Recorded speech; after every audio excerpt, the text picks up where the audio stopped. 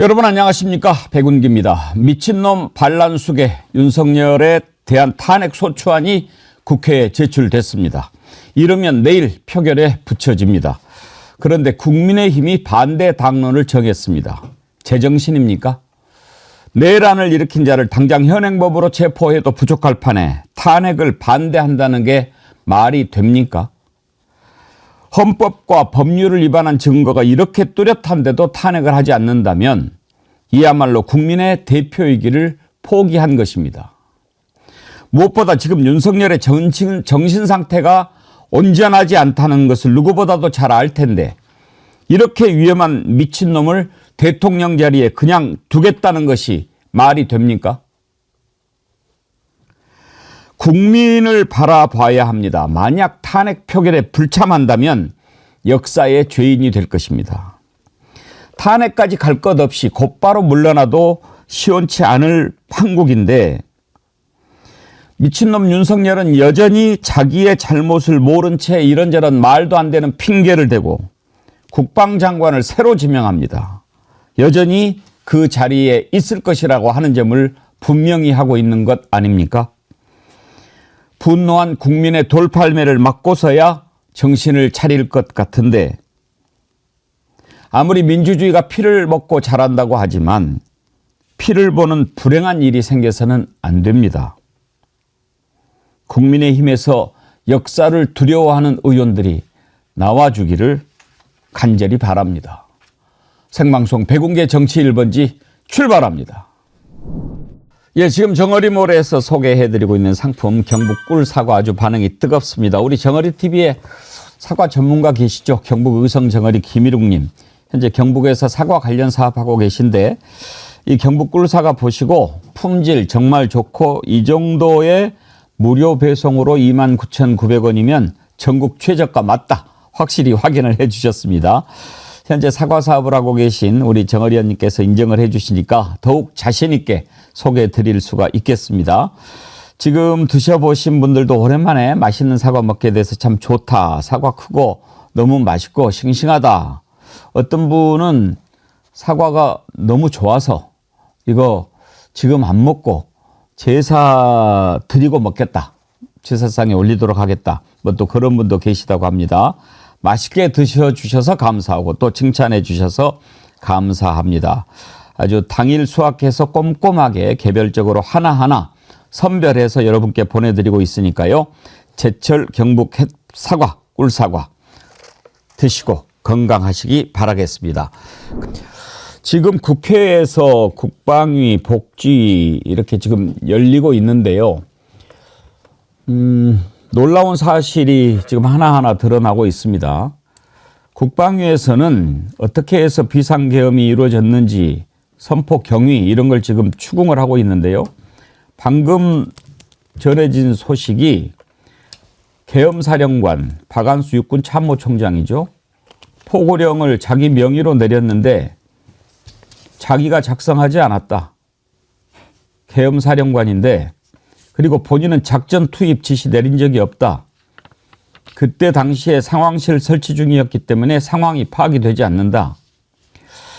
이게 사실이라면 이건 도대체 어떤 자가 계엄을 선포했고 계엄을 실행했고 추진했는지 이거 밝혀야 되고요. 지금 이렇게 해제가 되고 국민들 분노가 지금 치솟으니까 빠져나가려고 이런 짓들을 하는지. 자, 윤경호 소장님. 만약에 계엄사령관이 포고령을 직접 작성하지 않았다면 그러면 뭡니까 이건? 다른 선이 있다는 거죠. 그 박안수의 답변 중에 계엄 선포도 난 발표를 보고 알았다 이런 어처구니 없는 얘기도 있어요. 그러니까 전반적으로 지금 아까 앵커께서 말씀 잘하신 것 같습니다. 지금 발을 빼려고 하는 국무회의 나도 참석 안 했다, 난 몰랐다 지금 이런 분위기들인데 김용현 지금 물러났으니까 전 국방장관이라는 자가 비선을 그러면 따로 가동을 한 건가? 이를테면 병력을 동원한 수방사령관 그리고 특전사령관 이 둘에게 국방장관이 그러면 직접 명령을 내린 건가? 그리고 계엄사령관이라는 국군 참모총장은 그냥 허수아비로 이름만 올린 건가? 이게 규명이 돼야 될 것 같습니다. 지금 국무회의 관련된 내용도 조금씩 나오고 있는데 일단 대부분 참석한 사람들 연락을 못 받았다는 장관도 있고 반대가 그렇게 심했다고 하는데도 몰아붙였다는 것 아닙니까? 그러면 신유진 변호사님 국무회의를 뭐하러 합니까? 그렇습니다. 국무회의 자체가 지금 어쨌든 절차가 필요한 건데 그 절차를 지켰는지 제대로 지켰는지 왜냐하면 이게 과반수 이상의 출석으로 개가 되어야 되거든요. 그런데 현재 18명 중에 7명은 출석된 것은 확인됐는데 예. 그중에서 반대가 심했고 나머지 잘 확인되지 않는 사람이 뭐 몇 명 있고 그렇기 때문에 그 정족수를 일단 충족했는지도 불투명한데 그 와중에서 이게 반대가 심했음에도 불구하고 무조건 계엄으로 간다라고 대통령이 강하게 밀어붙였다는 거 아닙니까? 대통령을 말릴 수 있는 사람이 없구나라는 것 때문에 더 심각한 겁니다. 국무위원들 있으면 뭐합니까? 국무회의 했으면 뭐합니까? 대통령을 말릴 수 있는 사람은 없다. 이게 진짜 대통령이 국무위원들의 뭐 찬성을 바라고 연 것도 아니겠지만 이 속내가 굉장히 어떻게 보면은 계엄 준비 자체는 9월 달부터 이야기가 나왔던 것이고 준비 자체는 했지만 이 전격적으로 12월 3일에 계엄을 실행하겠다라고 한 것은 굉장히 미스테리 아닙니까? 왜 하필 그날 그리고 시간도 왜 밤 10시 30분 경에 그때 실행을 했는지 이게 굉장히 미스테리인데 이 미스테리를 풀 수 있는 거는 최근에 오늘 중국에서는 김 여사 때문이다 이렇게 또 보도를 냈어요. 신화통신에서. 김 여사 때문이라는 것은 아무래도 이 계엄에 대해서 전격적으로 핵심 소수 국무위원들은 반대를 함에도 불구하고 이거를 밀어붙일 수밖에 없었던 이유는 김건희 때문이다. 김건희는 알지 않았을까? 김건희는 적극적으로 찬성을 하지 않았을까? 이런 추론이 가능합니다. 윤석열을 상남자 이렇게 장난기 있게 표현하는 사람들도 있습니다. 그런데 이것은 상남자가 아니고 마누라 치마폭에 쌓여서 분간을 못하는 자입니다. 박지원 의원께서 지난번 우리가 심야 긴급 방송할 때 그런 얘기를 하셨죠. 미친 거다. 그런데 다행히 미친놈이 머리도 나빠서 이렇게 막을 수 있었다. 그런 얘기를 하셨어요. 저는 지금도 살이 떨립니다. 만약에 이 윤석열이 조금 더 치밀하고 이렇게 즉흥적이지 않고 뭔가 제대로 준비를 해서 비상계엄을 실행에 옮겼다면 그리고 지금도 비상계엄이 유지가 되고 있는 상황이라면 어떨 것인지 한 번이라도 상상해 보셨습니까? 저희는 계엄을 참 많이 겪어본 세대입니다. 그런데 지금 1987년 민주화 이후에 비상계엄이 선포된 적이 없죠. 그 전에는 이제 비상계엄 마지막 한 게 호원 시위 11.6 이후에 11.6 이후에 이제 그때는 계엄을 살포할 필요도 있죠. 전시사변 이에 준하는 사태라고 볼 수도 있고 또 국가 운수가 부재한 상황에서 북한의 어떤 행동이 있을지도 모르는 상황이니까. 그런데 이제 그 계엄이 400 몇십 일인가 지속이 계속 됐어요. 그걸 이용해서 이제 전두환이 등장하고 이렇게 해서 막 하려고 하니까 광주에서 불행한 민주항쟁이 일어난 거 아닙니까? 그 틈을 이용해서 무력으로 광주 시민들을 학살하고 전두환이 정권을 잡은 것입니다. 그 이후로는 계엄이 선포된 적이 없습니다. 그런데 그때 당시에 계엄이 선포됐을 때 우리가 그냥 말로 듣기 좋게 기본권 제한이라고 하는데요. 딱 한 가지만 말씀드립니다. 지금 비상계엄이 유지가 되고 있는 상황이라면 지금 여러분 제가 여기서 못 봅니다. 왜? 지금 포고령, 말도 안 되는 포고령인데 일단 국회를 활동을 못하게 해놨어요. 이건 위헌입니다.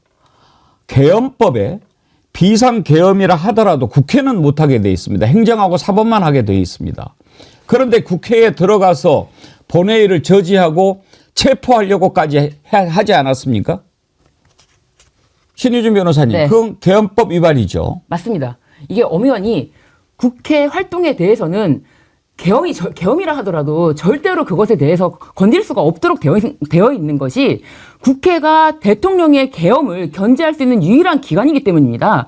그렇기 때문에 국회 활동에 대해서는 전혀 계엄 상황이라 하더라도 어떤 경우에도 건드릴 수가 없는 건데 오히려 국회 본회의 침입을 시도했고 국회의장 그리고 야당 대표, 여당 대표를 체포하려고 했다는 거 아닙니까? 이거는 엄연히 위법적인 행동입니다. 윤경호 소장님도 계엄 하에서 언론 생활을 좀 하셨지요?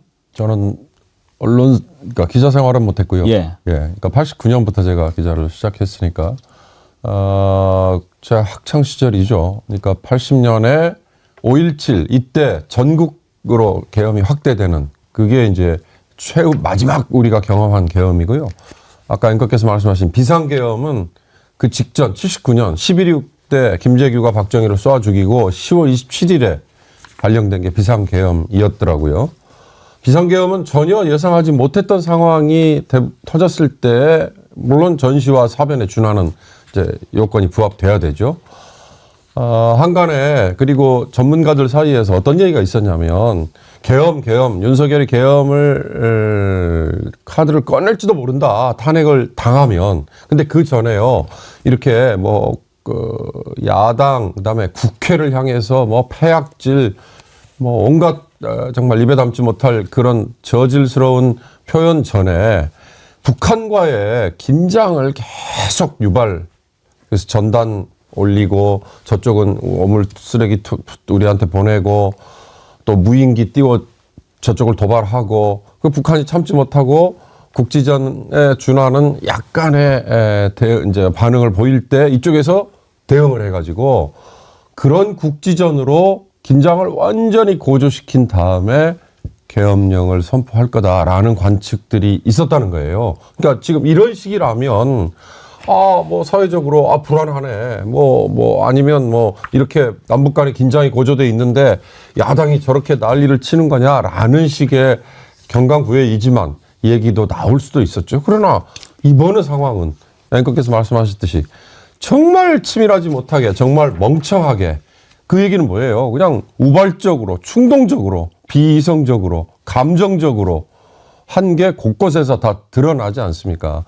그러니까 아까 말씀드린 것처럼 79년, 80년 쉽게 말하면 87년 우리가 현재의 헌법이 제정되기 이전 상황에서의 헌법이나 다른 관련 법에 있었던 계엄 관련 조항과 87년 이후에는 이게 달라져 있다는 게 그게 윤석열이 비록 법조인이라 그러고 주변에 자기 참모들 중에도 그런 친구들이 있다 하지만 얼마나 무식하고 얼마나 무대뽀로 이걸 했느냐 이걸 이번에 여실히 보여준 거죠. 이 말도 안 되는 포고령의 2번이 자유민주주의 체제를 부정하거나 전복을 기도하는 일체 행위를 금하고 가짜뉴스, 여론조작, 허위선동을 금한다 이렇게 되어 있습니다. 그러면 가짜뉴스라고 하는 것은 누가 결정합니까? 계엄사가 결정합니다. 군인이 이건 가짜뉴스야. 그러면 가짜뉴스가 된다는 얘기입니다. 그리고 모든 언론과 출판은 계엄사의 통제를 받는다. 지금 각 신문사는 편집국장, 방송사는 보도국장이 있습니다. 이런 사람들이 언론을 방송을 보도를 할 수가 없는 겁니다. 계엄사에서 나와가지고 이거는 보도해도 돼, 이거는 보도 안 돼 이렇게 한단 말입니다. 이게 1970년대 지금 이런 일을 다시 하겠다라고 하는 것이 이번 계엄입니다. 백운계 정치 1번지, 백운계 정어리 TV 이놈들 하는 거 보니까 맨날 정부 잘못했다고 그러더만 이 새끼들 자유민주주의 체제를 부정하고 전복을 기도하는 거 아니야. 문 닫아. 방송 못하는 거예요. 이런 일이 일어날 뻔했단 말입니다. 일어났어요. 그런데 슬기롭고 담대한 우리 국민이 막아낸 거지요. 현행범입니다. 당장 지금 수사하고 끌어내려도 지금 마땅치 않을 판인데 한숨 돌리고 이제 와서 막 딴소리를 하기 시작합니다. 어이가 없습니다. 자, 하나하나 따져봅시다. 지금 국방위에서 박안수 육군 참모총장 불러가지고 계엄 사령관 어떻게 맡게 됐는지 막 이런 거 물어보는데요. 관련된 내용을 한번 들어보시죠. 총장, 네. 나는 총장으로 인정할 수 없습니다. 앞으로 당신으로 호칭을 하겠습니다.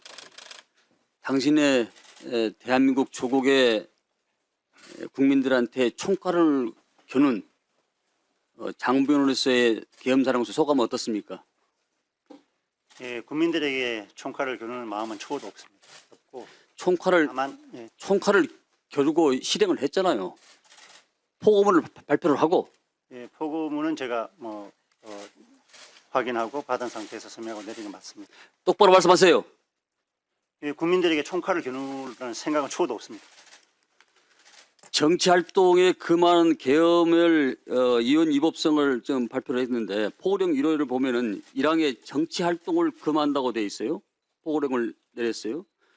계엄사는 행정 사법에 관한 것을 권한을 가질 뿐이고 국회 입법 사무에 대해서는 권한이 없는 걸 아시잖아요. 헌법이나 계엄법에 어디도 이 내용은 없는 겁니다. 그러나 계엄군은 국회의원들 출입을 막거나 체포조를 가동해서 헌법의 정면으로 반하는 포고령을 내리고 시행을 했습니다. 우리 박안수 당신은 이러한 포고령을 내린 이유가 무엇이고 그 판단은 어디서 근거가 한 것입니까? 또 누구의 지시에 의해서 했습니까? 예, 계엄사를 임무로 부여받고 십몇 분 지난 걸로 기억이 되는데 정확하게 모르겠지만 문안을 받았습니다. 받았고 그 문안을 보고 법령 검토가 필요한 부분이 있어 확인하는 과정에 있었고 그 부분도 전문성에서 여러분들과 좀 이렇게 읽어보면서 이게 맞냐 지금 시간이 없다고 하는데 그러고 나서 일정 시간이 지나서 네. 조금 전에 조국 의원님께서 질의를 하셨는데 계엄사령관의 지시 없이 국회에 난입하고 유리창 창문을 깨고 계엄군들이 총을 휴대를 하고 들어올 수가 있는 겁니까? 예, 그 상황을 제가 인지를 못했습니다. 네. 계엄사령관으로서 인지를 못해요? 그게 말이 되는 얘기입니까? 예, 제가 명령을 그걸 통제를 안 했기 때문에 인지를 못한 거고 당연히 부대 이동 계엄군이 휴대하고 왔던 그 총칼에다가 실탄을 휴대를 했습니까? 안 했습니까? 그걸 모르겠습니다. 저게 말이 됩니까, 여러분? 짝이 없는. 지금 계엄사령관 했던 자입니다. 그런데 아무것도 모른다는 거예요. 임종구 소장님, 이게 뭡니까? 그러니까 저게 허수아비라고 그냥 치부를 하고 넘어가기에는 너무 어처구니가 없는 거 아니에요. 저런 자에게 육군 참모총장을 맡겼는데 정말로 만약에 외침이 있었다. 그러면 저런 자가 허둥지둥거리고 이게 도대체 윤석열 정부의 민낯입니다. 더구나 총을 휴대를 하고 국회에 들어가서 유리창을 깨고 본관에 왜 들어갔느냐. 예를 들어서 국회의장을 정말로 체포를 하려고 또 이재명 대표를 체포를 하려고 또 여당 대표를 체포를 하려고 들어간 거냐. 이거 규명이 돼야죠. 누가 지시했느냐. 분명히 규명을 해야죠. 그걸 만약에 박완수 계엄사령관이 전혀 나는 몰랐습니다 상태에서 특전사령관이나 수방사령관이 독자적으로 했다?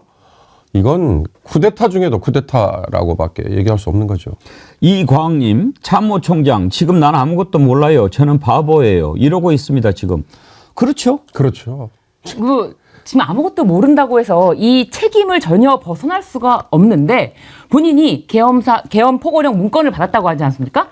문건을 받고 검토했다고 했습니다. 그렇다면은 본인의 명의로 나가는 거기 때문에 이 계엄 포고령 자체는 본인의 책임을 온전히 지는 것이고 그리고 지금 병사들이 행동했던 것들도 계엄 사령관이 다 온전히 책임을 지는 것입니다. 이에 대해서 자신이 몰랐다고 했다거나 시간이 없어서 뭐 검토 후에 빨리 이거를 다시 줘야 됐다라고 이런 건 전혀 변명이 되지 않습니다. 무능하다는 것이 변명이 되지 않습니다.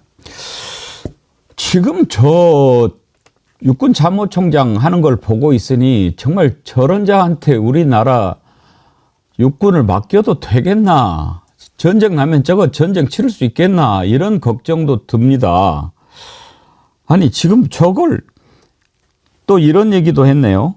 포고령을 받고 상황실에서 4명이 어떡하냐 했다는 거예요. 그리고 사령관이 됐다는 사실을 22시 30분 김용현한테 처음 들었다는 거예요. 자, 이제 하나하나 드러날 텐데 지금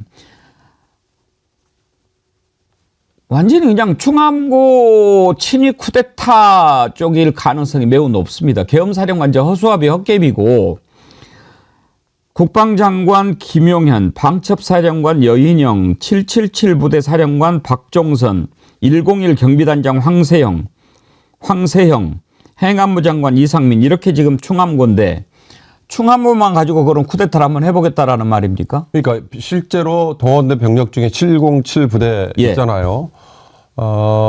수방사 그다음에 특전사의 일부이긴 한데 제일 중요한 건 방첩사령관입니다. 왜냐?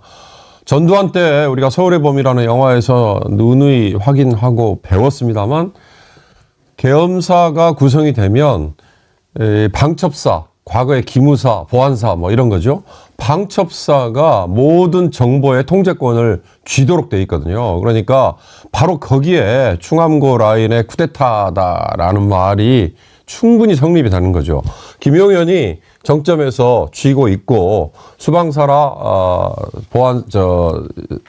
특전사는 본인의 육사 믿을 만한 친위 세력 후배 앉혀놓고 중요한 자리에 있는 여인영 같은 충암고 후배 그들을 동원해서 결국 이 짓을 하려고 한 거다 이건데요. 결국 제가 보기엔 현재 김용현 그리고 저 박안수 계엄사령관 맡았던 그리고 수방사령관 특전사령관 이 사이는 이 넷은 내란죄로 당장 체포를 하는 게 저는 맞다고 봅니다. 당장 체포를 해서 구금을 해놓은 상태에서 청문회든 아니면 뭐 조사든 하는 게 저는 순서가 아닐까 생각됩니다. 지금요, 원래 계엄사령관을 만약에 지명을 한다 하더라도 합참 의장이 있습니다. 이 사람이 가장 위에 있어요.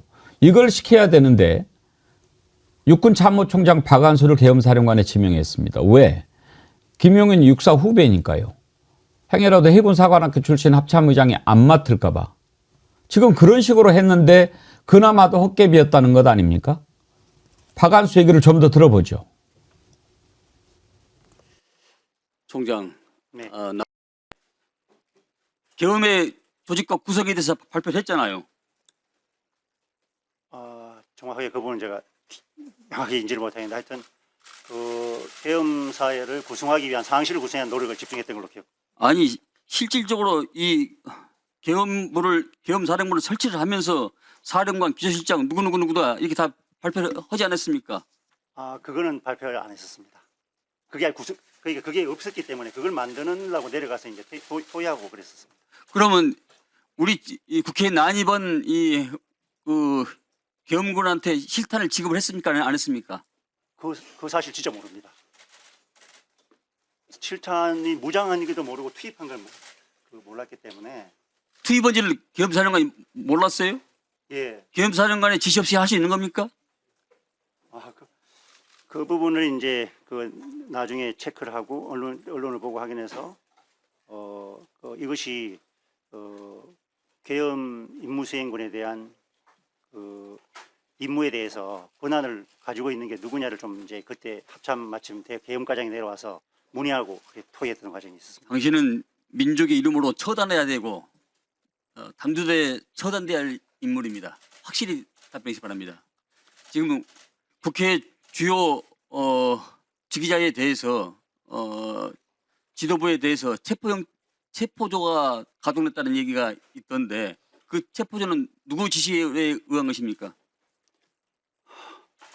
네, 그 부분도 전혀 사실이 아닌 걸로 그런 기억이 없습니다. 그럼 계엄사령관으로서 한 역할이 뭡니까?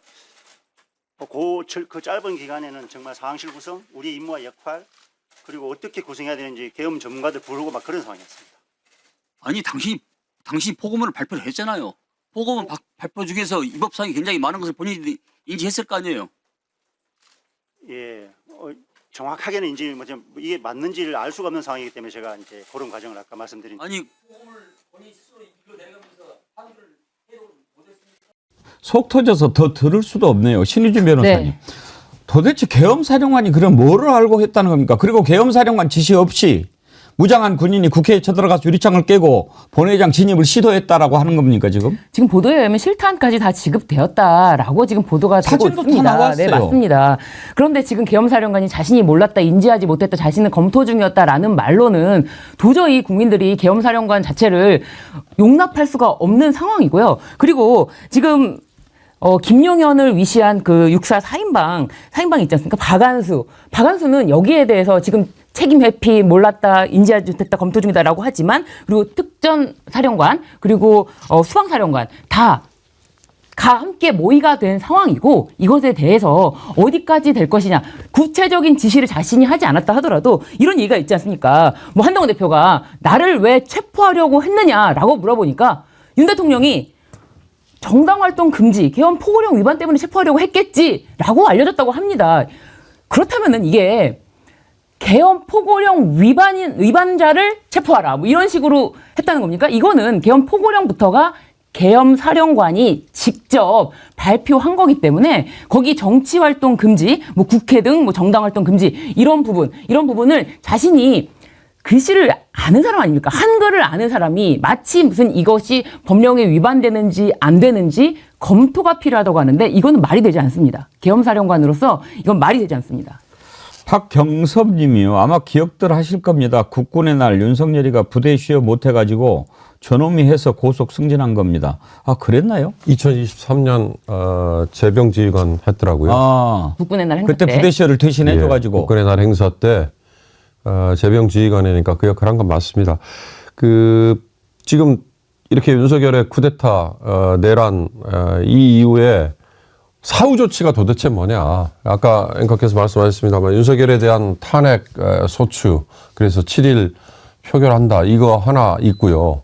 김용현이 사임이라고 표현하고 그걸 뭐 제가해서 그만두는 걸 받아줬다라고 하지만 사실 해임시켜라라고 하는 요구에 한참 동떨어져 있죠. 나머지는요. 나머지는 지금 아마 야당에서 저 박한수 그리고 수방사령관 그리고 특전사령관에 대해서는 내란죄와 직권남용죄로 검찰 또는 공수처의 고발, 이게 아마 이루어진 걸로 지금 보도가 됐지 않습니까? 근데 문제는 오다 보니까 제가 오면서 확인을 해보니까 검경 수사권 조정 이후에요, 검찰이 내란죄에 대해서는 수사를 할 수 있는 권한을 상실했더라고요. 그러니까 이것도 역시 경찰에 다시 이첩을 해야 되는, 그러니까 상당히 복잡한 상황입니다. 그러니까 물론 그런 거 저런 거 상관없이 이렇게 개판을 쳐놓은 이 사후 처리에 대해서는 국민의 분노는 드글드글 부글부글 끓고 있는데 법적으로 또는 뭐 다른 여러 가지 절차상 미비한 것 때문에 그냥 보고만 있어야 된다.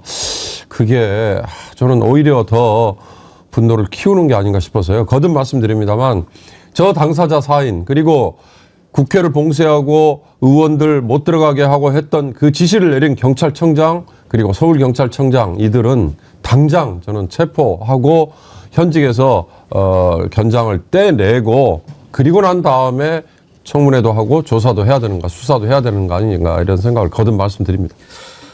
지금 나라를 도대체 어떻게 만들어 놨는지 저자들은 인식이 없는 것 같습니다. 윤석열도 말이죠. 어제 오후에 한덕수 국무총리, 한동훈 대표, 추경 원내대표 이렇게 용산에서 만났는데 나는 잘못 없다, 그런 얘기를 했다는 거예요. 더불어민주당의 폭거를 알리기 위한 것이지 나는 잘못한 게 없다. 지금 이렇게 생각하고 있는 자입니다. 이 미친놈 아닙니까? 지금 나라가 어떤 상태였습니까? 이게 다행히 정말 우리 국민들의 슬기롭고 담대함으로 막아내서 그렇지, 그렇지 않았으면 지금 어떨 뻔했습니까? 한동훈이는 자기 문제만 생각했나 봐요. 그럼 왜 나를 체포하려 했느냐, 그렇게 항의했대요.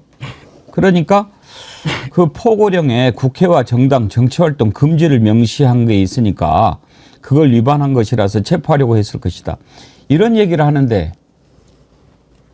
당론으로 탄핵 표결을 막겠다고요? 아, 왜 이거 정말 이 제정신. 그리고 오늘 또 국방부 장관 같이 탄핵을 하려고 했어요. 윤석열은 탄핵 소추하면 다 그냥 개무시하는데 이거 해가지고 뭐 안 될 것 같을 때만 빨리 하는 거예요. 그 전에 이동관도 마찬가지죠. 그때도 탄핵안 처리하려고 하니까 아 그거 없으면 뭔가 못할 것 같아서 얼른 지금 면직시키고 그렇게 하지 않았습니까? 이번에도 마찬가지입니다. 김용인이 탄핵시키려고 하니까 얼른 후임 장관을 임명해요. 지금요 신유진 변호사님 네. 윤석열이 계속 지금 뭘 해먹겠다는 얘기 아닙니까? 그렇습니다. 전혀 이 상황에 대해서 인식 자체가 없습니다. 그러니까 정신적으로 문제가 있다라는 이야기가 국민들로부터도 나오고 지금 제정신이냐라는 말로는 좀 부족한 상황이고 말씀하신 것처럼 미치광이 미친 자라고밖에 볼 수가 없습니다. 이 상황을 지금 국민을 향해서 어떻게 보면 국민을 향해서 이 범죄를 저지른 거 아닙니까? 이 내란죄의 우두머리는 아예 사형 또는 무기 두 가지밖에 없습니다. 내란죄의 우두머리는 사형 또는 무기고 이 내란죄 모의에 참여하거나 아니면은 수행하거나 지휘하거나 이런 자들 중요 임무 수행한 자들에 대해서는 사형 무기 또는 5년 이상의 징역입니다. 그렇기 때문에 이 참여한 자들 모두 다 지금 현재 현행범입니다. 이거는 반란입니다. 반란을 일으킨 겁니다. 내란죄 명확하지 않습니까? 명백하지 않습니까? 그리고 절차를 보더라도 지금 위반한 게 한두 가지가 아닙니다. 국무회의도 제대로 안 열어. 그다음에 국회에 통고도 안 해. 지체 없이 해제해야 되는데 시간 끌어. 이런 식으로 해놓고 이제 와서 뭐 좀 겁만 좀 주려고 했다. 이따위 말을 하고 이거 미친놈 아닙니까? 제가 왜 윤석열이 미친놈이라고 부르겠다고 얘기합니까? 이거 미친 겁니다. 국무회의를 열었는데요. 거기에서도 정말 정신 똑바로 박힌 장관이라면 그 자리에서 정말 강하게 얘기해야죠. 항상 어버버한 조기용 보건복지부 장관 뭐라고 얘기를 했는지 아십니까? 한번 들어보시죠. 첫 번째 국무회의에서 네. 반대 의견 피력했다고 했죠? 네. 대통령이 그래도 강행할 것 같다고 했죠? 저는 해외 말미에 갔기 때문에 어떤 의견이 있었는지 모르고 제가 참석한 후에 바로 대통령께서 이석을 하셨기 때문에 보다 적극적으로 논의에 참여하는 데는 한계가 있었습니다. 제가 참여한 때가 10시 17분이라고 말씀을 드렸고 대통령께서 계엄 선포를 하신 게 23분 아닙니까? 자, 그러니까 그럼- 제가 시간이 여유가 없었지 않습니까? 자, 여유는 없었다고 치고 네. 그러면 그때 같이 참석했던 장관들 중에서 몸을 던져 막을 사람이 있어요? 제가 한번 생각을 해보십시오, 의원님.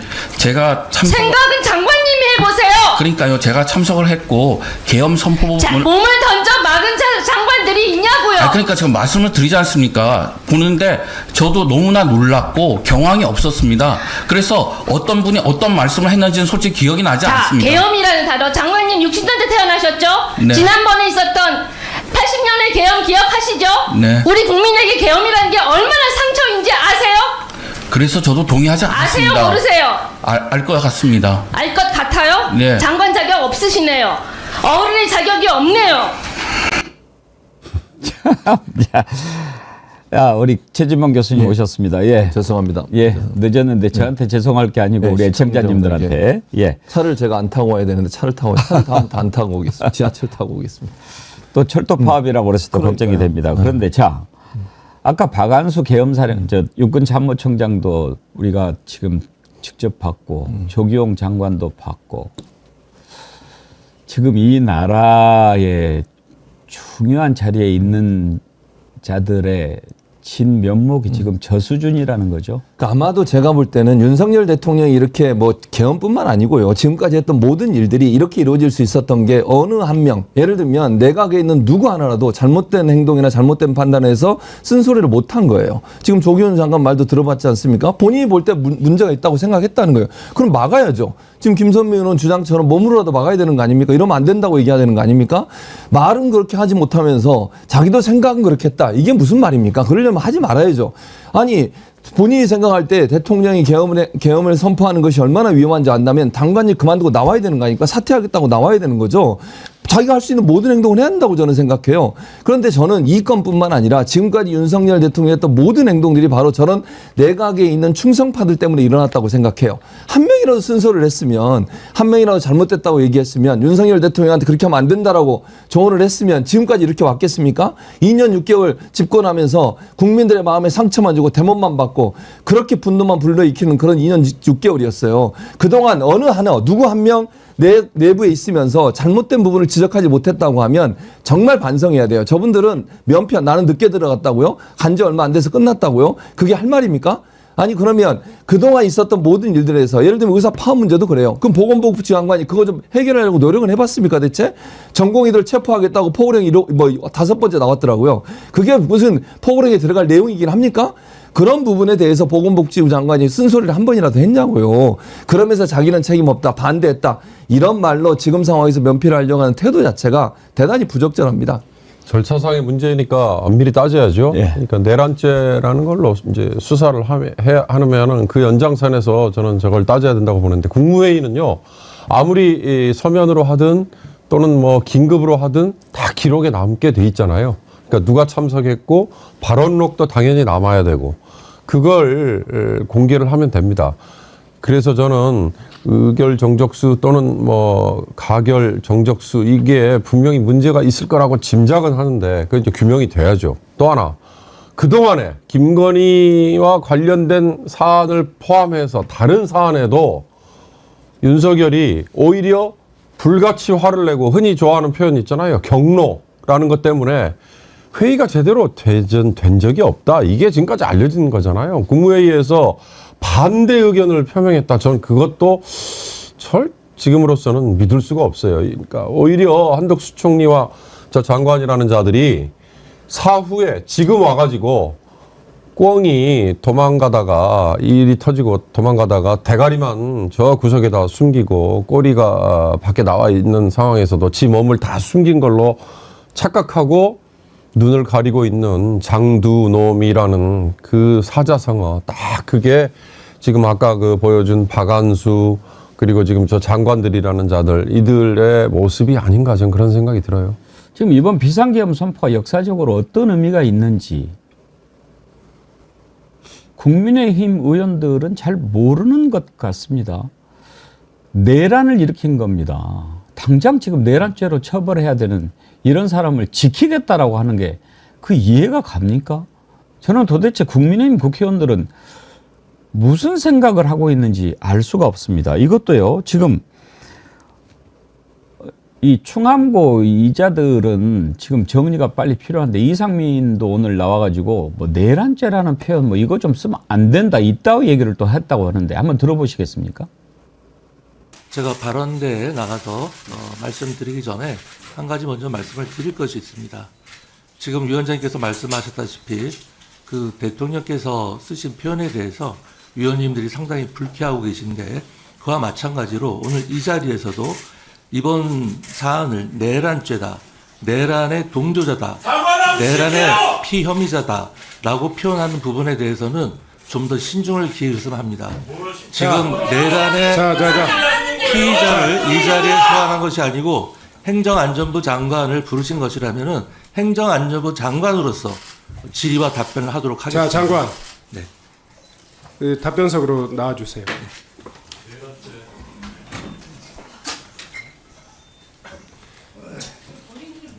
자, 지금 저런 식으로 나오고 있으니까 또 심지어 국민의힘 조은희 의원도 조은희 요즘에 이름 많이 나왔죠. 명태균 덕택에.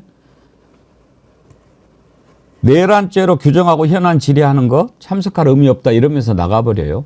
그것도 한번 보시죠. 네, 발언기회 주셔서 감사합니다.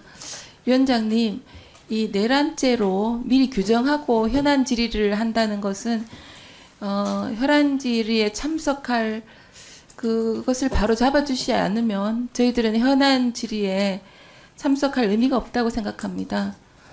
그래서 네. 저희 자,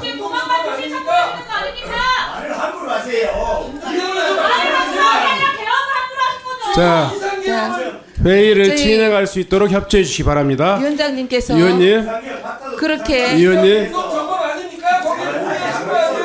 저희들은 더 위원님. 이상 이 회의에 참석할 수 없다고 생각합니다. 회의를 원만히 네. 진행할 수 있도록. 저희들은 위원장님께서 정회를 선포해 주시기를 바랍니다. 저렇게 말을 함부로 하고 말이지. 나와서 사태에 대해서 할 이야기가 있어요. 위원님들, 동의하지는 않고. 위원님들, 위원장의 진행에 좀 저희는 협조해 위원장님께서 주십시오. 정의해 주시기를 요청합니다. 자, 위원님들, 정리 좀 해주세요. 네, 잠깐만요. 네. 신유진 변호사님, 국민의힘이 됐든 민주당이 됐든 국회가 자기들이 지켜야 할 곳 아닙니까? 네. 거기에 무장한 군인들이 들어와서 유리창을 깨고 진입을 하고 네. 심지어 본회의장까지 들어와서 정리를 하려고 했던 그런 상황 아닙니까? 맞습니다. 그걸 지금 자기 집을 들어온 도둑을 감싸는 거 아닙니까? 내란죄가 지금 아니다 이런 취지로 지금 발언을 하고 있는데 내란죄가 형법에 정확하게 규정이 되어 있는데 헌법에 의하여 설치된 국가기관을 강압에 의해서 전복 또는 그 권능 행사를 불가능하게 하는 것입니다.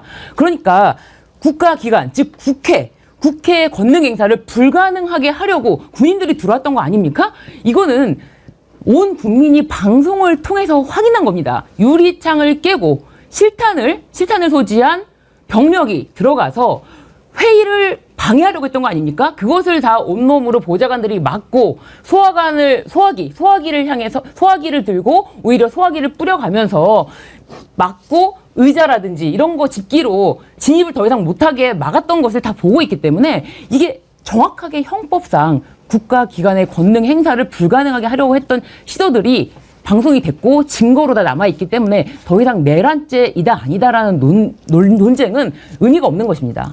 아니 최진봉 교수님, 이제 정치적으로 이렇게 저렇게 됐을 때 국민의힘이 불리하고 이런 것은 생각할 수 있습니다. 그렇지만 누가 봐도 국민의힘 아니라 국민의힘 할아버지가 봐도 이번에 이 미친 자가 한 것은 누가 봐도 내란이고 그렇지 않습니까? 그렇죠. 그러니까 기본적으로 군대를 동원한 이유가 국회의 능력, 그러니까 국회가 처리하려고 하는 결의안 처리를 막으려는 시도를 한 거잖아요. 그리고 체포하기 위해서 특정인 3명을 거론되고 있는 국회의장과 이재명 대표, 한동훈 대표 세 사람을 체포할 목적으로 한동훈 대표가 직접 물어봤다는 거 아닙니까? 왜 나를 체포하려고 했냐고. 그 정도로 나올 정도라고 하면 그 목적으로 들어온 거예요. 그리고 멀쩡히 정문이 있는데 그걸로 들어가지 않고 유리창을 깨고 총을 소지하고 그것도 그 마지막 화면에 보면요. 보좌관들이 마지막 본회의당 들어오는 걸 막기 위해서 바리케이드 쳐놓고 있을 때 총을 겨누고 와요. 불 켜가지고. 그렇게 들어온 사람들입니다. 군인이 그렇게 들어왔는데 그것도 특수부대 임무를 맡고 있는 군인들이 이렇게 들어왔는데 이게 내란이 아니라고요? 아니 정상적으로 국회는 계엄이 선포되더라도 국회는 정상적으로 돌아가야 되는 곳입니다. 국회에 들어와서 국회 활동을 막는 모든 행위가 내란 행위가 될 수 있어요.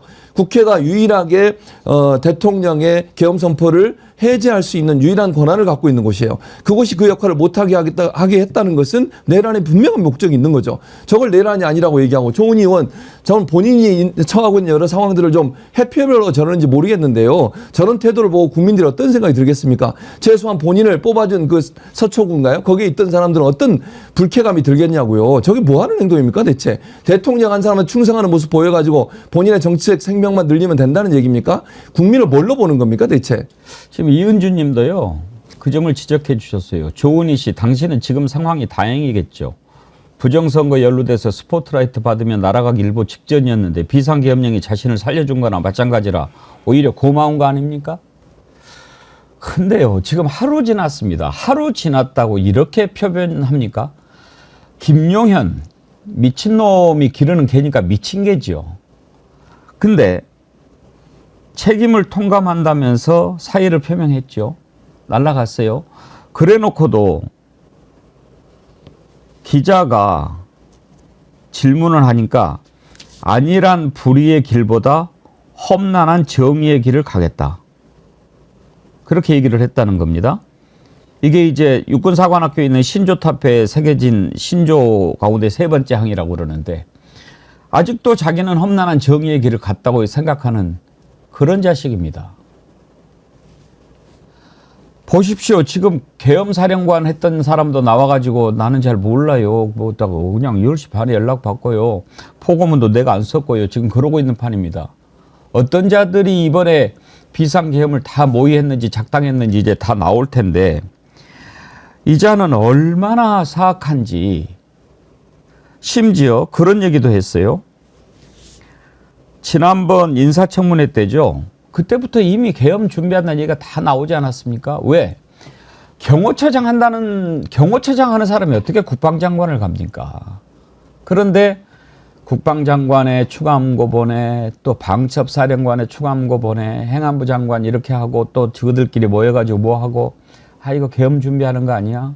촉을 딱 세워가지고 민주당에서 김민석 최고, 김정주 최고 다 이렇게 지적을 했죠. 그래서 청문회 때도 물어봤어요. 그때 뭐라고 얘기했는지. 군인이 말을 안 들을 거라고 그렇게 이야기를 해요. 그걸 아는 놈이 계엄령을 내려요.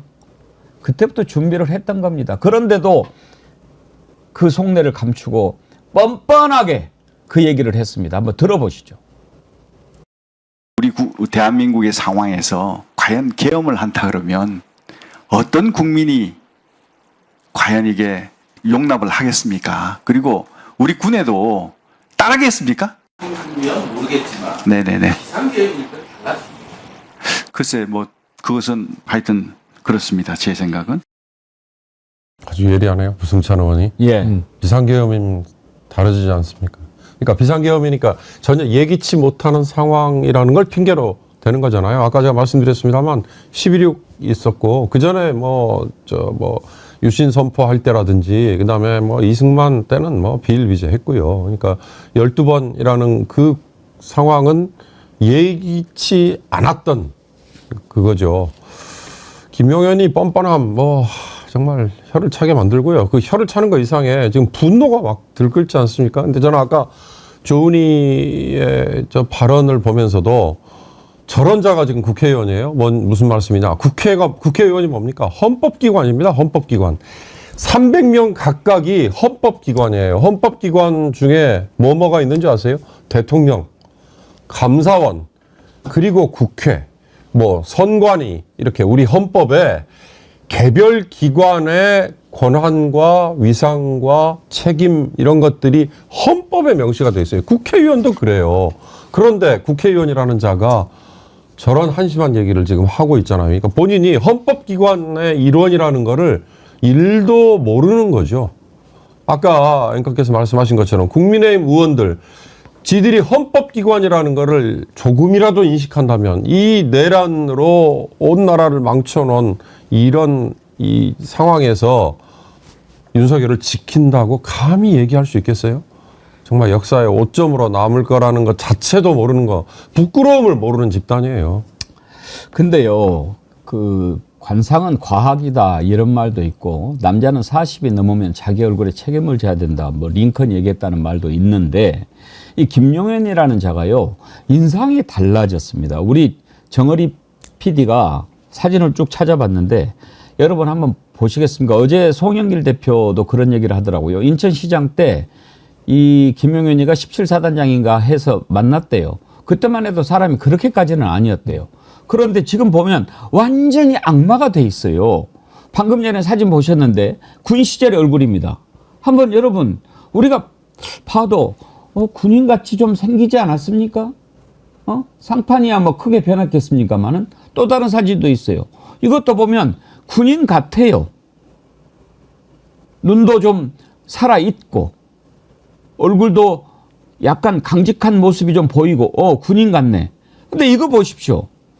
이건 왜 이렇습니까? 최진봉 교수님, 예. 관상 좀 보십니까? 저는 관상은 안 봅니다만, 그러니까 사람이 생각이 바뀌면 인상에도 표현되고 얼굴에다 표현된다고 저는 생각해요. 저는 관상을 믿질 않지만, 그러니까 김용현이라는 사람이 지금까지 태도를 바뀌는 거 보면서 얼굴에도 그대로 드러난다고 저는 생각하거든요. 저는 욕망 때문에 그렇다고 봅니다. 욕망.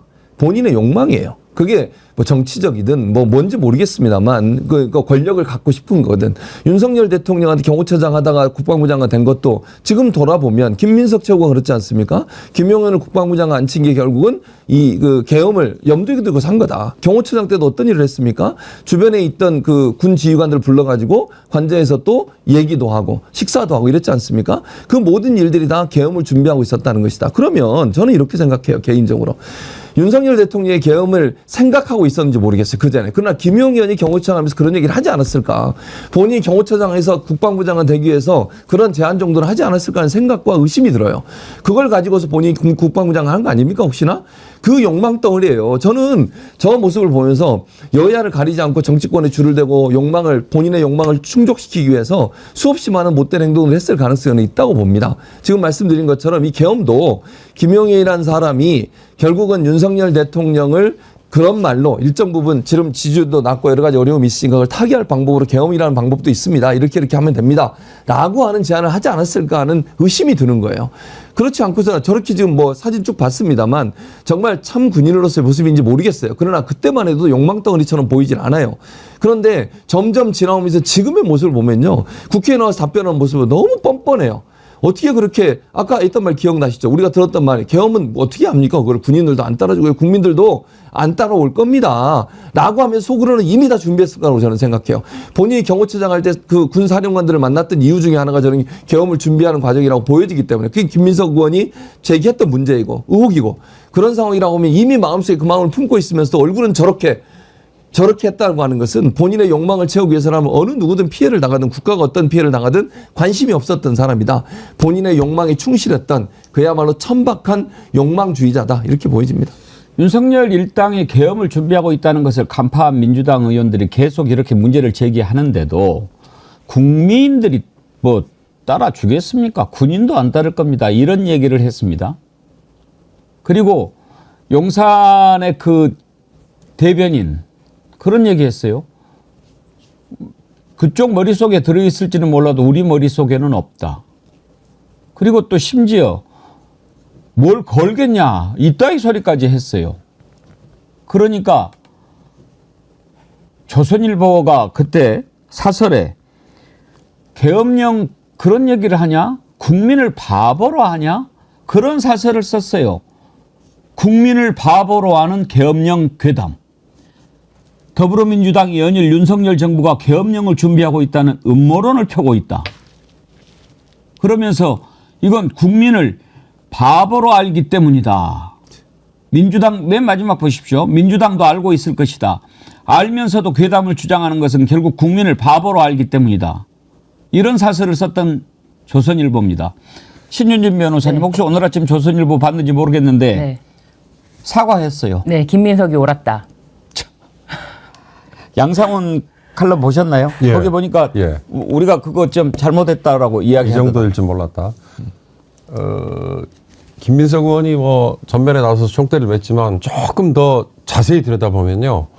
국정원 기조실장을 거쳐서 1차장을 문재인 정부 때 했던 박선원 의원이 상당히 정치한 얘기를 했어요. 그러니까 정교한 얘기를 이 계엄 선포 관련해서 윤석열 정부가 이걸 준비하고 있다. 난 제보를 받았다.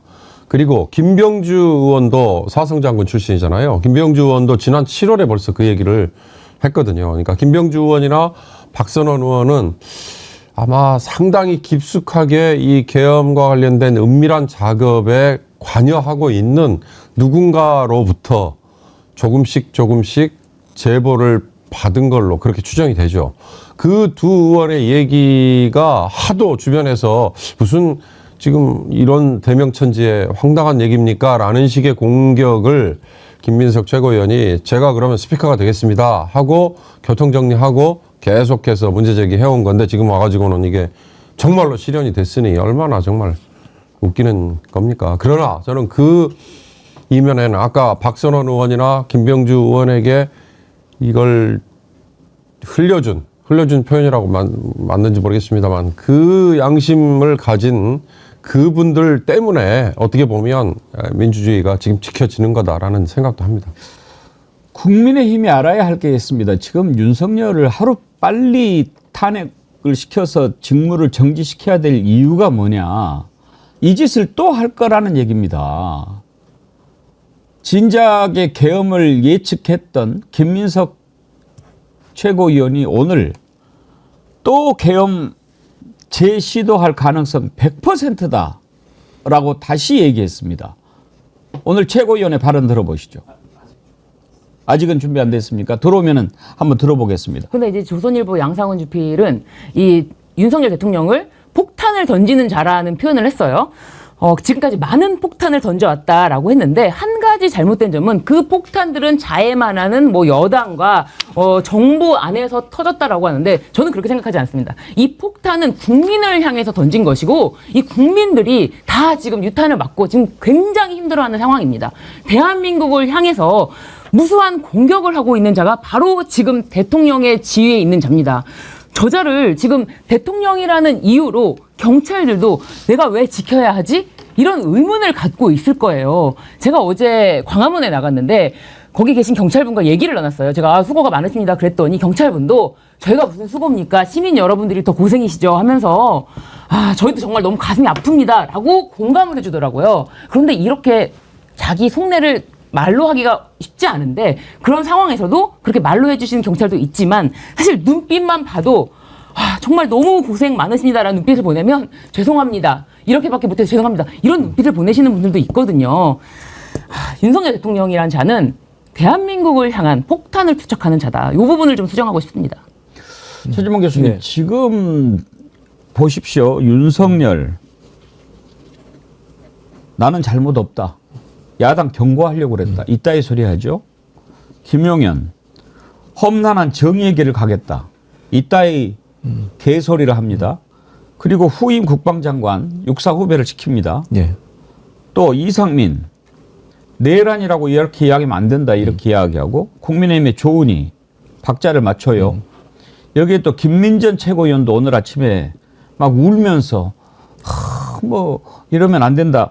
지금 이런 상황인데도 왜 이렇게 정말 미친 짓을 할까요?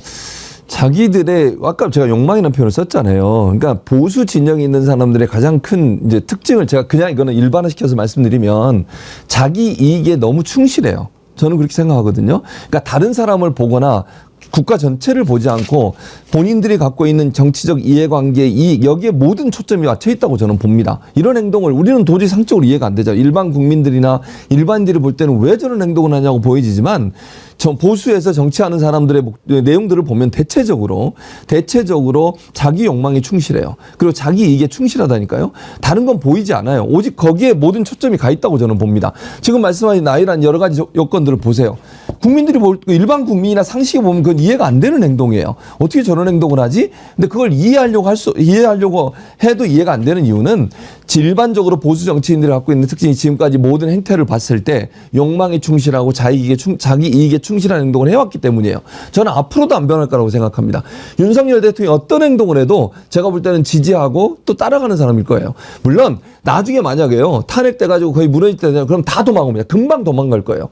그게 바로 보수 진영의 정치인들이 보여지는 일반적인 태도라고 저는 보기 때문에 이런 행동은 국민이나 아니면 일반적 상식이나 나라 전체를 생각하기보다는 자기의 이익에 집중하는, 즉 이해관계에 집중하는 보수 정치인들 일반적인 행태의 모습이 아닐까 이런 생각이 들고, 그래서 저는 윤석열 대통령을 빨리 끌어내려야 된다고 생각하는 거예요.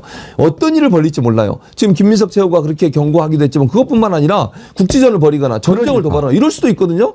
하루라도 빨리 그 자리에서 내려오게 해야 돼요. 국군 통수권자의 권한을 뺏어야 돼요. 빨리 직무를 정지시켜야 돼요. 그래서 탄핵이 필요한 거예요. 국민의힘 이렇게 나이브하게 이런 식으로 자기들 이익 위해서 하다 자기도 피해당해요. 왜 그걸 모르는 거예요? 눈앞에 있는 이익 때문에 자기도 나중에는 피해자가 될 수 있다는 생각을 하면 정신 똑바로 차려야 된다고 생각합니다. 아니 지금 윤경호 소장님, 저자가 지금 미친 상태 아닙니까? 그래서 어떤 짓을 할지 모르고 저는 이제 전쟁 제일로 걱정이 되는데 그런 짓도 버리고도 남을 놈 아닙니까? 그런데 지금 그런 미친 짓을 해가지고 어떻게 됐습니까? 지금 환율 보십시오. 주식시장 보십시오. 심지어 지금 글이 올라오는데 태국에서요. 원화를 환전을 안 해준다는 겁니다. 여행 위험국으로 한국이 지정될 수 있다. 이 얘기 들으셨어요? 윤석열이 저렇게 폭탄을 던진 직후에 영국에서 한국으로의 여행을 권고할 만한지 검토하겠다 이렇게 우회적인 표현을 썼는데요. 당장 스웨덴 총리가 오기로 한 거 취소해버렸잖아요. 그러니까 유럽 국가에서는 대한민국 저거 남미나 어디 동유럽의 과거에 독재자들이 쥐락펴락 했었던 나라하고 같은 수준 이렇게 지금 대접을 벌써 했어요. 그러니까 이 환율이 뛰고 뭐 외국에서 뭐 그동안은 니들이 무슨 G10이야라는 이런 조롱 이런 거 앞으로 아마 이 후폭풍이 얼마나 올지 뭐 상상을 초월할 겁니다. 저는 아까 최준봉 교수 말씀하신 거에 조금만 덧붙이자면 보수가 왜 저럴까? 정권을 뺏기면 안 된다. 이제 이런 얄팍한 생각을 지금 하는 거죠. 그러니까 국가, 민족, 우리 공동체의 장래가 어떻게 돼야 된다. 이거는 안중에도 없고 무조건 보수의 입장에서 정권을 뺏기면 안 된다. 무슨 말씀이냐? 지금 윤석열을 탄핵을 시켜가지고 끌어내리면 조기 대선이 치러지면 흔히 말하는 것처럼 지금 가장 지지율이 높고 가장 조직화되어 있는 이재명 대표에게 정권이 간다? 이건 눈 뜨고 못 보겠다. 이제 이렇게 되면 비록 윤석열이 이렇게 개판을 쳤지만 정권을 뺏기면 안 되기 때문에 그걸 위해서는 조금 더 질질 시간을 끌고 헌재 인용이 또 쉽게 되지 않도록 뭐 6명 지금 뭐 시비를 걸고 아니면 뭐 1명, 2명, 3명 더 채워가지고 9명을 만든 다음에 헌재가 뭐 심의를 하도록 해야 된다든지 이런 이 절차상으로 바깥에서 뭔가를 가지고 문제를 삼아서 그걸로 인해서 시간을 질질 끄는 그럼으로써 시간을 번 다음에 보수 진영이 정비가 된 다음에 정권이 그냥 고스란히 저쪽으로 넘어가는 건 막아야 된다. 이런 얄팍한 생각을 하고 있겠죠. 지금 한번 보십시오. 사진이 들어왔는데 태국 환전소에 붙어 있는 안내문입니다. 잠시 한국 돈 안 받습니다. 한국 국내 사정 때문에. 이렇게 지금 붙여져 있어요. 정치적인 사정 때문에. 지금 이렇게 붙어 있으면은 우리나라를 방문하려고 하다가도 취소를 할 거고 우리나라 국민이 밖에 나가서 우리나라 돈을 그쪽 돈으로 환전을 못하는 국민이 돼버린 거 아닙니까? 이거를 도대체 어떻게 책임을 져야 됩니까? 그러니까 지금 우리나라 상황을 다 해외에서도 다 주시하고 있거든요. 지금 미국에서도 지금 국무부에서는 심각한 오판이라고 지금 얘기를 하고 그리고 정치적인 견해 차이를 이렇게 윤석열 대통령이 계엄으로 한 건 잘못이다라고 이야기를 계속 하고 있습니다. 근데 미국뿐만 아니라 전 세계적으로 우리나라가 매우 위험 국가다라고 인식이 되고 사실 우리나라에 살고 있는 우리 국민들도 불안하고 이거 무슨 일 생기는 거 아니야? 밤새 잠 못 자고 그랬는데 이거를 한 발짝 떨어진 외국에서 보면요. 외국에서 보면 더 심각해 보이거든요.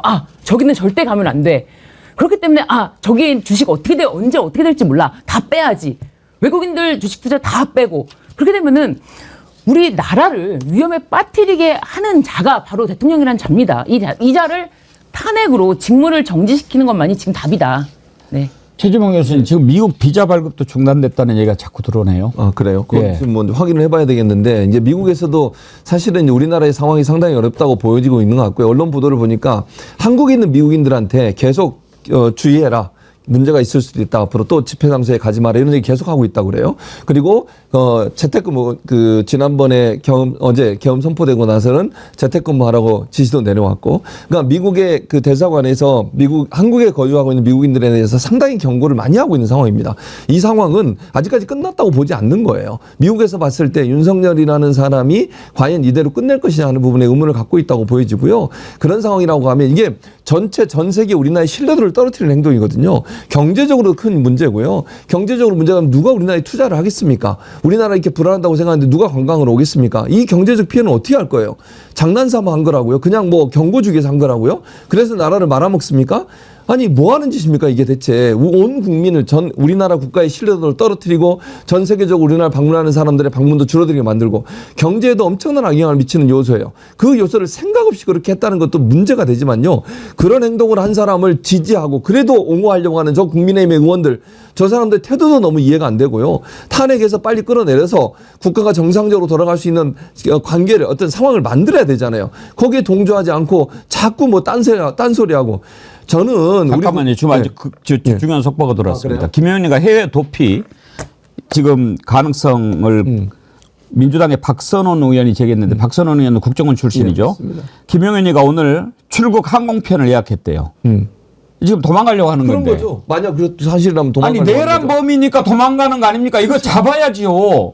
근데 출국 금지도 지금 안 한 거 아닙니까? 안 한 거죠. 수사도 안 하고 있으니까 이놈아 나가면 안 돼요. 아니 지금 현재 경찰에 국수본에도 그렇고 검찰에도 그렇고 수사에 고발이 돼 있는 상태예요. 그럼 출국 금지를 빨리 해야죠. 도망갈 위험이 있고 고발이 된 사람이 도망가려고 하면 출국 금지하는 게 정당한 거 아닙니까? 대체 검찰과 법무부는 뭐 하고 있는 겁니까? 만약에요 이거 나가게 그냥 놔두면 검찰 법무부가 직무유기한 거예요.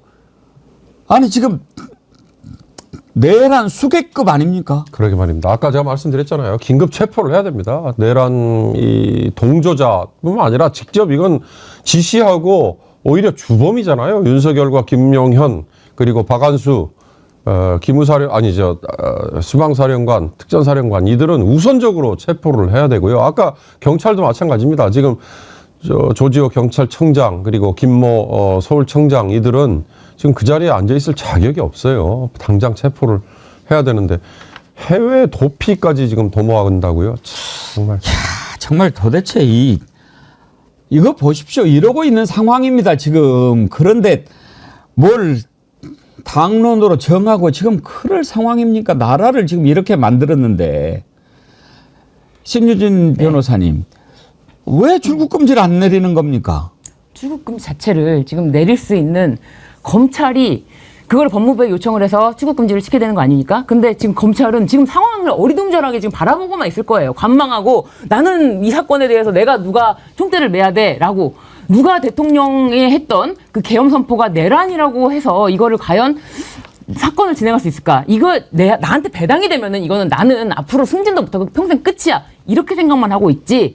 적극적으로 이것에 대해서 인지하고 수사를 해야겠다라고 하는 검사가 과연 있을까? 그런 용기 있는 검사가 한 명만 있어도 이 꼴은 나지 않았을 거 아닙니까?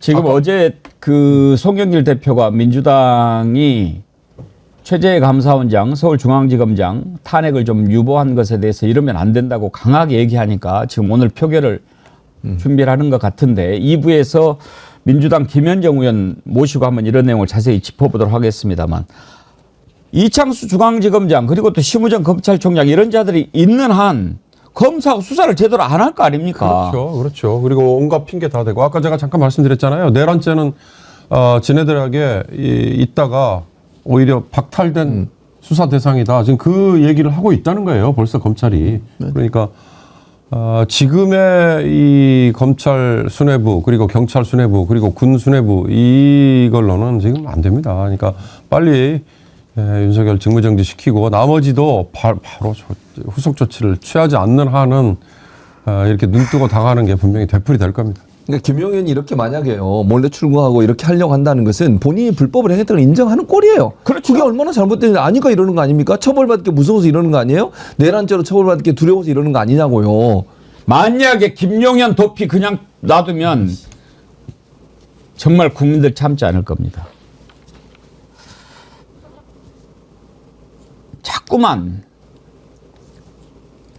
만약에 계엄이 그대로 실행이 됐으면 지금 어떻게 됐을까 하는 생각이 들어가지고 살이 막 떨리거든요. 예. 이제 내일 갤럽 여론조사가 나오죠. 과연 어떻게 될지 한번 그것도 궁금하고요. 한번 보도록 하시죠. 2부에서 김현정 의원 만나보도록 하겠습니다.